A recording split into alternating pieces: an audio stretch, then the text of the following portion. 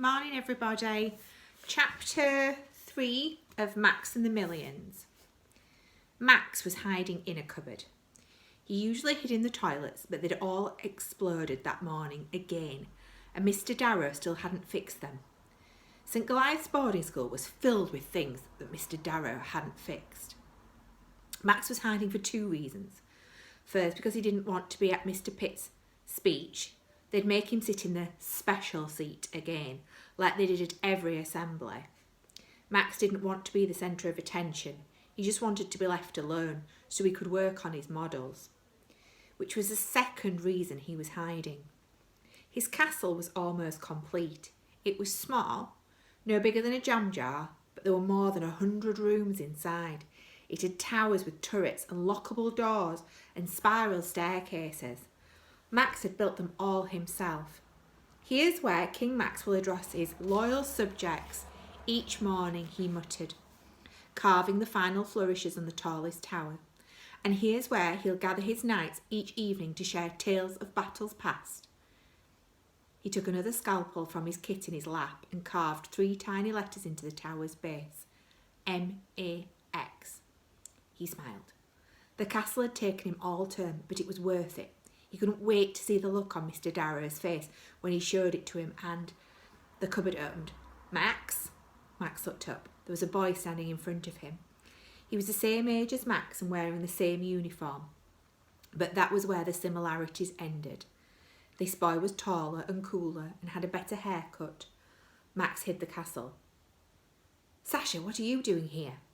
Looking for you, said Sasha. I thought the dorm was empty, but then I heard you in here talking to yourself. Oh, and I saw your headlamp. Sasha pointed to Max's headlamp, which was a torch tucked into a pair of underpants worn over his head. Max switched off the light. It was dark, he mumbled. Max clambered out of the cupboard and into the dorm he shared with Sasha. It was split perfectly down the middle. On Max's side were shelves of sci-fi and fantasy books neatly arranged in alphabetical order. On Sasha's side were posters of a basketball team Max had never heard of, and hundreds of photos of Sasha with all his friends back in America. So why are you still here? Asked Sasha.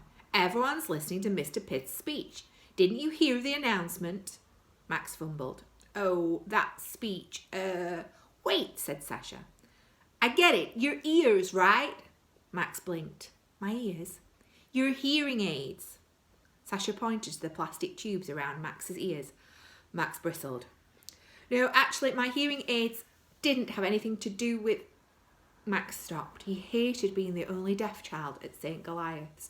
He hated the way he was made to sit in the special seat at the front of the assembly. And he hated the way everyone spoke to him in a big, loud voice, even though that made it harder for him to follow what they were saying.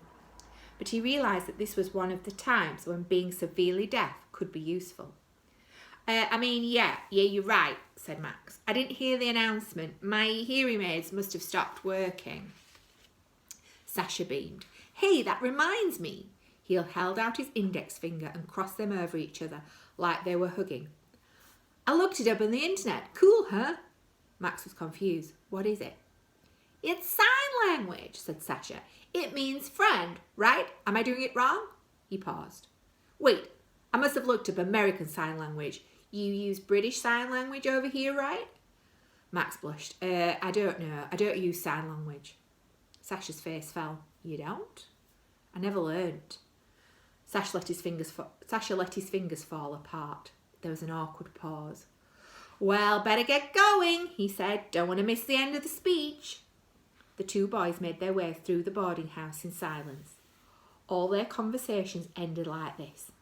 They might have shared a dorm, all the students at St. Goliath's had to, but as far as Max was concerned, that was the only thing that he and Sasha had in common. Sasha had arrived from America at the beginning of the year, and in less than a week, everyone knew who he was. The reasons were obvious. He was friendly and outgoing with expensive clothes and a slick accent. You'd always see him walking around the school in the middle of a big group, chatting away confidently. He did everything with confidence. He could probably juggle pineapples in a dressing gown with confidence, and he'd still look cool while doing it. Max, on the other hand, was not cool. He knew he wasn't, and he didn't need to be reminded about it. Thank you very much. He could never be like Sasha, chatting away to 5 people at once. Max had to lip read to make out what people were saying, and no one at St. Goliath's understood how hard this was. They'd talk quickly, or turn away mid-sentence, or cover their mouths while they were speaking. Loud classrooms and playgrounds made his hearing aids squeal with feedback too. After a few minutes, Max would be so exhausted that he had to retreat to his quiet room with a good book to recover. Max didn't mind spending time on his own. When he was alone, he could focus on what he was good at: reading, losing himself in his imagination, and designing beautiful models. At school, he always felt like an outsider. No matter how hard everyone tried to include him, he never fit in. But on his own, with his latest creation in front of him, Max felt like a king. Then the school had paired him up with Sasha, and Max lost the one place he could escape. It wasn't that Sasha was mean or unpleasant, quite the opposite in fact. Sasha was super friendly, always asking Max questions and trying to chat, but that was the exact problem. No matter how nice he was, Sasha still didn't understand that Max found it difficult to talk to people. Being around Sasha was a constant reminder of everything Max struggled to do. So Max tried to avoid his new roommate as much as possible, ducking out of sight whenever he saw him in the corridors and making sure they were rarely alone. He kept his model making a secret too. He suspected that if Sasha found out about it, he'd tell all his cool friends, and then the whole school would have another reason to treat Max like a complete weirdo. Sure, it was a bit of a nightmare, but it wasn't all bad. Max still had one friend at St. Goliath's, Mr. Darrow, the school caretaker. If it weren't for their chats and model-making lessons, Max would know how he would cope at St. Goliath's. Speaking of which, where was... Max stopped. Sasha was leaning in front of his face and waving. Max had explained to Sasha several times that he could just tap him on the shoulder when he wanted Max's attention, but Sasha usually forgot and waved at him like he was flagging down a bus. "Hey, did you hear me?" he said. "Are you doing anything for the holidays?" Max cringed.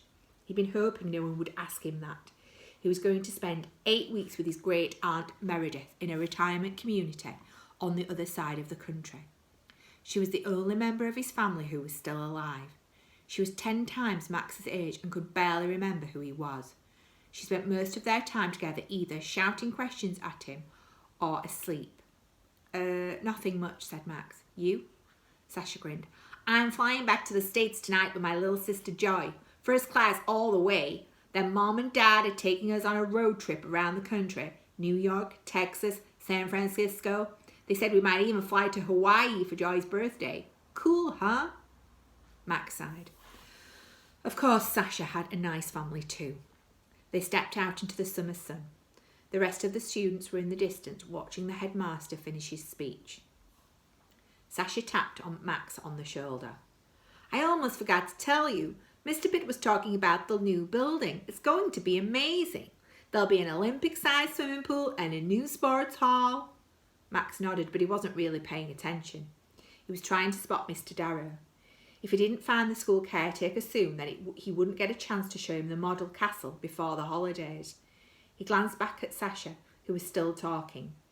"And a rooftop planetarium, and a sushi kitchen, and an augmented reality science lab." Max kept one eye on Sasha while searching the playing fields with the other. Maybe Mr. Darrow was in his vegetable patch. That was where he usually went when things at St. Goliath's needed fixing. Max could sneak over there and speak to him. Then maybe, finally, Mr. Darrow would tell him about the secret project and... "Mr. Darrow's disappeared too. No one knows where he is." Max slammed to a halt. Sasha kept on walking. "Can you believe it? He didn't turn up for work this morning, and when they went to his room, it was empty.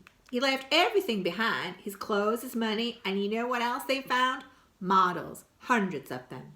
Turns out he was a complete genius at building things, and no one had any idea." Sasha shook his head. "Weird, right? I mean, everyone knew he was odd. What with all the shouting and the swearing and the fact he never actually fixed anything. But to disappear without telling anyone doesn't make any sense, right?" There was a silence. Sasha turned around. I said it doesn't make any... Sasha was alone. Max had left some time ago.